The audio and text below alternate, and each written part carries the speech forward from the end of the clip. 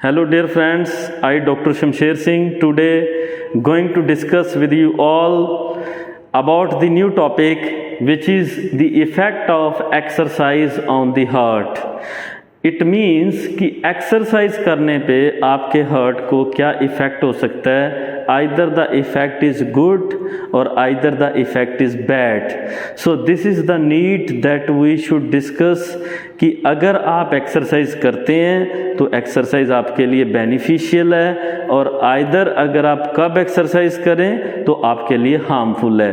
So just going to this heart which is a very vital organ of your body. So why we say vital mean it continuously needs supply of oxygen. So because it works for 24 hours, तो ये 24 घंटे काम करता है, इसलिए इसको continue oxygen supply चाहिए. अब मैं आपके साथ बात करता हूँ कि कौन कौन सी प्रॉब्लम है जो आ सकती हैं अगर आप ओबीज हैं, अगर आपका लिपिड लेवल हाई है. लिपिड मीन आपके ब्लड में कोलेस्ट्रॉल ट्राइग्लिसराइड का लेवल बढ़ा हुआ है, जहाँ आप कई और प्रॉब्लम से सफ़र कर रहे हैं. So dear friends, when I will say that your heart which is a vital organ, it is having a 4 chambers. structurally आपका heart 4 चैम्बर का बना होता है. they are called as auricles and they are called as ventricles. So it mean which is on the left side, it is called as a left auricle, which is on the left ventricle. Similarly, this is a right auricle and this is a right ventricle. So it mean the left side of your heart contain oxygenated blood and the right side of heart contain deoxygenated blood. It mean आपके इस side heart में oxygen होता है blood में, और ये जो blood है आपका वो बॉडी से बैक आया हुआ है, that is by the superior vena cava and by the inferior vena cava. तो जो आपकी ब्लड वेसल नीचे से डीऑक्सीजनेटेड लेके जाती है उसको हम इन्फीरियर वेना केवा कहते हैं, और जो आपकी ऊपर से लेके आती है उसको हम कहते हैं superior vena cava. So that mean 2 things are there. Now next thing, if this part contain a oxygenated blood, this blood comes from the lungs. So इसका मतलब ये है कि जो आपके लंग्स हैं, their responsibility and they are for the purification of the blood. That blood comes into right auricle and that move into right ventricle and from the right ventricle it move out through aorta and aorta supply the blood to whole of the body. तो कहने का मतलब ये है कि whenever you do exercise we need a more oxygen supply to this area. क्यों? क्योंकि आपका जो हार्ट है वो पूरी बॉडी को ऑक्सीजन सप्लाई करता है, that is present inside the blood. तो अगर हार्ट में ऑक्सीजन का लेवल कम होगा तो आपको कई तरह की प्रॉब्लम आ सकती हैं जो मैं आपके साथ डिस्कस करने जा रहा हूं. So these are the problem. So first is angina. तो अगर मैं आप लोगों के साथ डिस्कस करूं what is angina. So angina is called as a chest pain. So अगर आपके इस एरिया में पेन होता है, कंटिन्यूस होता है, रेस्ट पे भी होता है, और if you do some exercise और वॉकिंग और running you suffer from the chest pain, this will be related to the angina.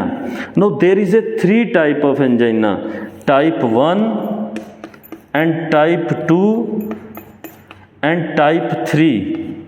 No, type 1 is called as a stable angina. Type 2 is called as unstable angina.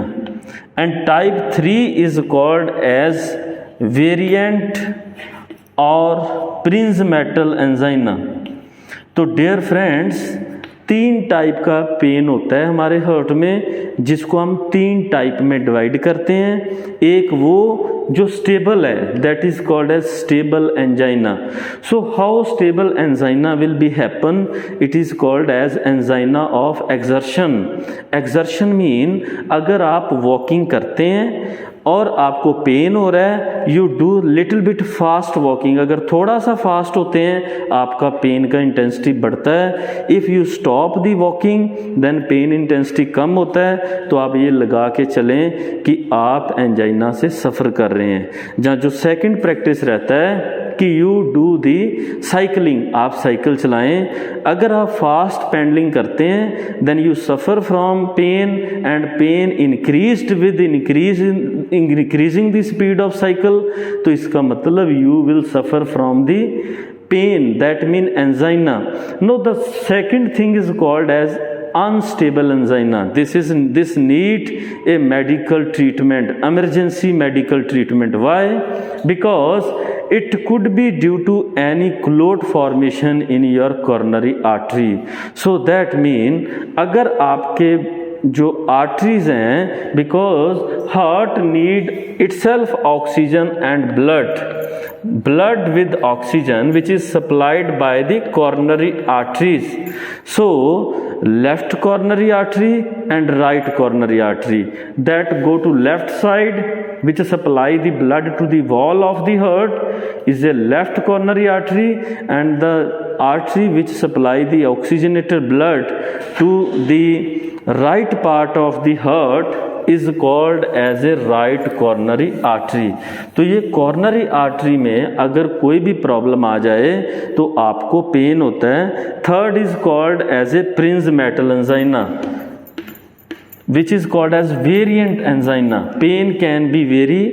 It can most probably be during the rest, or it can be little bit if you are walking. So that means this is again need a medical treatment. So there is a 3 type of angina.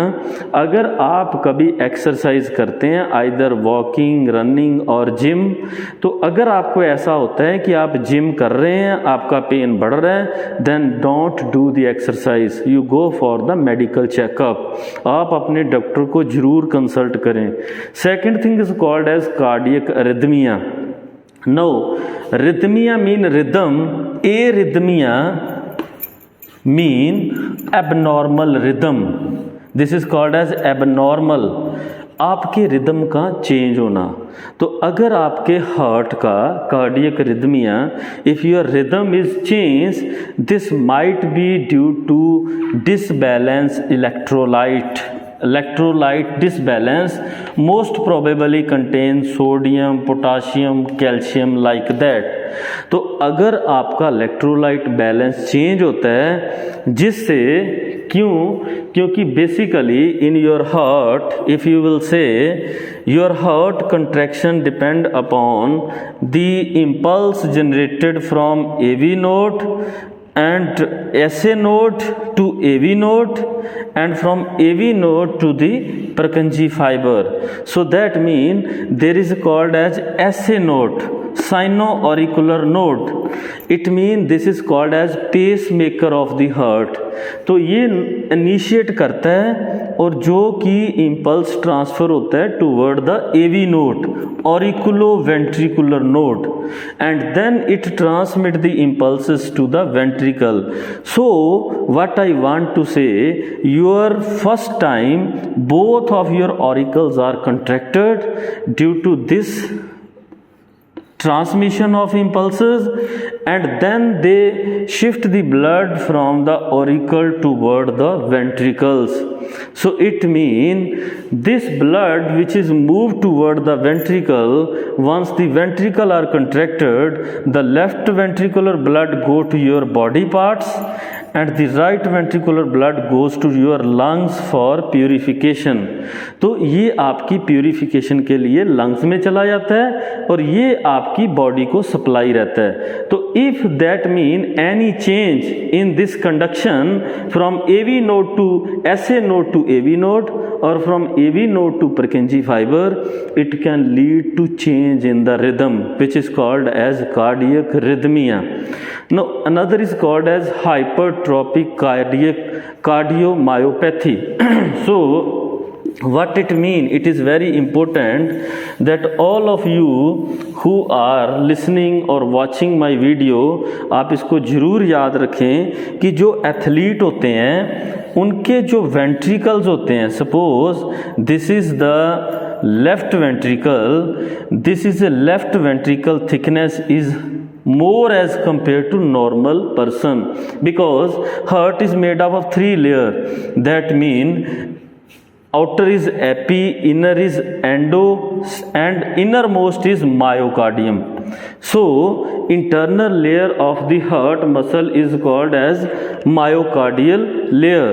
So ये जो आपका myocardial layer है, ये इसका thickness बढ़ जाता है because जो एथलीट कंटिन्यूसली एक्सरसाइज करते हैं उनकी एक्सरसाइज से the cells of the myocardium their size is increase. Whenever the size of myocardium is increased, it means the thickness of the left ventricle is increased. So what I want to say, if you understand, कि जब भी आपका thickness बढ़ता है for the ventricles, तो उस case में क्या होता है कि आपके यहाँ पे जो अमाउंट ऑफ ब्लड है which is coming from the left auricle to ventricle, उसका अमाउंट कम हो जाएगा. So what I want to say, it can effect the cardiac output which is equal to heart rate into stroke volume. तो heart rate of a normal person is approximate 72 and it can be nearly 90 or 92, but stroke volume of each and every person is 70, but in case of athlete it can be 120, 150 and 180 like that. So what I want to say कि अगर आप exercise नहीं करते तो आपका stroke volume 70 रहता है और 75-80 रहता है. अगर आप एक्सरसाइज करते हैं डेली तो आपका स्ट्रोक वॉल्यूम बढ़ता है और कार्डियक आउटपुट जो होता है, cardiac output is equal to 72 heart rate into stroke volume. If you are normal person multiply by 70, if you are athlete then you can multiply by 150 और as per the value of your stroke volume. तो stroke volume mean it is the volume of the blood per minute. ठीक है, तो इसका जो पर minute volume है वो बढ़ रहा है. कहने का मतलब कि आपका हार्ट रेट भी बढ़ रहा है, so that this volume can be shifted from auricle to ventricle and from ventricle toward the body side. तो अगर आपका ब्लड वॉल्यूम बढ़ता है तो आपके हार्ट को there is a need of more oxygen. तो अगर आपका oxygen supply and demand variability आता है तो आपको चेस्ट में पेन होता है, and this pain is called as angina pain. Next is called as myocardial infarction. Suppose you are doing exercise, आप 2 बार 3 बार 4 बार एक्सरसाइज करते हैं. एक्सरसाइज इतनी कर रहे हैं कि आपका हार्ट को जो ऑक्सीजन सप्लाई है दैट इज रिड्यूस. अगर आपके हार्ट को ऑक्सीजन सप्लाई रिड्यूस होता है then this muscles which are present in the heart they start to die.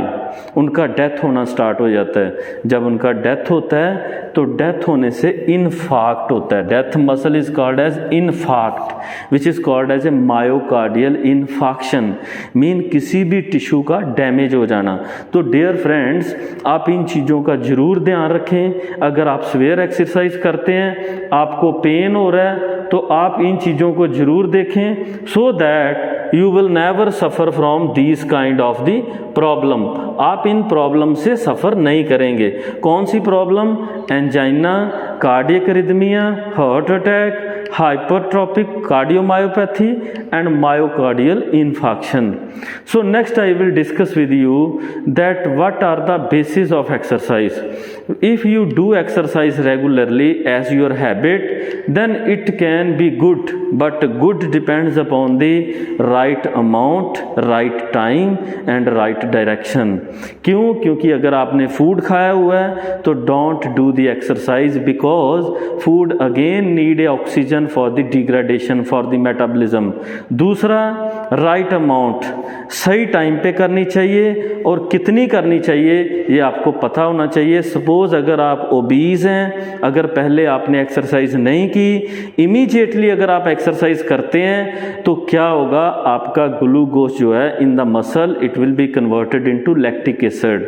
तो जो आपका लैक्टिक एसिड है वो क्या प्रॉब्लम क्रिएट करेगा, that can cause fatigue because which will not supply energy to your muscle. तो आपने देखा होगा जब भी कुछ लोग जिम करते हैं तो इतनी फास्ट और इतनी लंबे टाइम के लिए करते हैं तो उनके नेक्स्ट डे बॉडी में स्पाज्म आ जाता है। वो क्यों आता है, क्योंकि due to deficiency of glucose and energy in the muscles. तो आप इन चीज़ों का जरूर ध्यान रखें। So whenever you go for gym you should know that कितना आपको वर्कआउट करना है। So you know this thing, if you want to lose your body weight तो आपको किस टाइप का एक्सरसाइज करना है। So do firstly the warming of body. अगर वार्मिंग के टाइम पे आपको चेस्ट पेन होता है then stop it, don't do that and go for the medical checkup. So these are the thing that you keep in your knowledge to become safe and healthy. No this is the consequences of the over exercise. क्या आती है, first is extended muscle soreness and thickness. तो dear friends, अगर आप ज़्यादा exercise करते हैं, आपकी बॉडी में ग्लूकोज ऑक्सीजन का डिमांड है, कम सप्लाई है, तो आपके मसल जो हैं they can break, they can become fatigue, they can become hard. तो हार्ड हो जाते हैं, decrease immune response and increase injury. तो अगर आपका कोई भी मसल है जिसमें ऑक्सीजन का डिमांड प्रॉपर नहीं हो रहा, जहाँ आप उस जिम में जो जिम कर रहे हो आप वहाँ कर रहे हो where there is a lack of oxygen, जहाँ अपने घर पे आपका रूम प्रॉपरली क्लोज है, तो don't do the exercise in a fully close room. उसका प्रॉपर वेंटिलेशन मेंटेन करें so that you can get a proper supply of oxygen. So if you are doing long time exercise you can become tired. तो आप पूरे दिन भर में जो काम करना चाहते हैं उसमें आपको टायर्डनेस होगा and increase in the resting heart rate. दूसरा ये भी लेके चलें कि अगर आप सुबह ज़्यादा एक्सरसाइज करते हैं अपनी बॉडी की टॉलरेंस से ज़्यादा, then your heart rate throughout the body can be high. तो जो आपका हार्ट रेट यहाँ नॉर्मल था 72, 80, 85 और 90 लाइक दैट, ये आपका कॉमनली रहता है 120 और 105, 110 लाइक दैट। तो ये लगा के चलें कि अगर आपका हार्ट रेट डे टाइम पे नहीं कम हो रहा then you reduce the total time of exercise. Do the exercise with a low frequency, कम लोड पे एक्सरसाइज करें, अपना जो लोड है उसको कम करें। बिकॉज अगर आप लॉन्ग टाइम एक्सरसाइज करते हैं then it can change your appetite, आपका एंजाइमेटिक सिक्रीशन भी चेंज हो सकता है इन द जीआईटी ट्रैक। दूसरा रहता है मूड चेंजेस। अगर आप फैटीग हैं then you will not be willing to do any work, आपको लगेगा कि मैं ये काम ना करूं। तो ये चीज़ों का जरूर ध्यान रखें। नेक्स्ट आ जाता है what are the indication of the heart problem. अगर आप जिम कर रहे हैं, अगर आप रनिंग कर रहे हैं, या आप स्वेयर लॉन्ग टाइम एक्सरसाइज करते हैं तो क्या प्रॉब्लम आ सकती है, डिजीनेस। सो आपको डिजीनेस हो सकता है, चेस्ट डिस्कम्फर्ट, चेस्ट में पेन हो सकता है, चेस्ट में आपको बर्निंग सेंसेशन हो सकता है। सो ऐसी जलन आपको फील होगी। अगर वो जलन आपकी नॉर्मल एंटी एसिड से कम नहीं हो रहा तो दैट यू डोंट से कि वो मेरा एसिड फॉर्मेशन से ऐसे हो रहा है, that can be due to some angina और अदर प्रॉब्लम्स। एक्सट्रीम टायर्डनेस, आप पूरा दिन आपको थकान रहता है, हेडेक होता है, स्वेटिंग होता है, ब्रीथिंग प्रॉब्लम आ रही है, हार्ट में रिदम चेंज हो रहा है, जहाँ पेन इन द नेक और इन द आर्म्स और इन द जॉ। अगर आपको इन तीन जगह पे फ्रीक्वेंट डे टाइम पेन रहता है, आर्म्स में, नेक में और लोअर जॉ में, तो ये लगा के चलें कि आपको कोई ना कोई हार्ट की प्रॉब्लम है। Then you should consult your doctor, it is very important. So this is the thing which I have discuss with you that what you do what not to do. अगर आपको exercise करना है then you should always eat afterward, जब आप gym लगा के आएँ तो 1-1.5 घंटे के बाद आप खाना खाएं। जहाँ जिम से जाने से पहले कभी भी खाना ना खाएं, because if you want to do exercise of this part, अगर आपके वहाँ फूड ट्रैक में खाना है तो वहाँ पे GIT ट्रैक में प्रॉब्लम आ सकता है। अवॉइड द स्टीरॉयड्स, कभी भी स्टीरॉयड ना लें, because steroid adversely effect the body, आपके सेक्सुअल फंक्शन को भी प्रॉब्लम क्रिएट कर सकता है। So then you should do the weight lifting as per the capability of your body.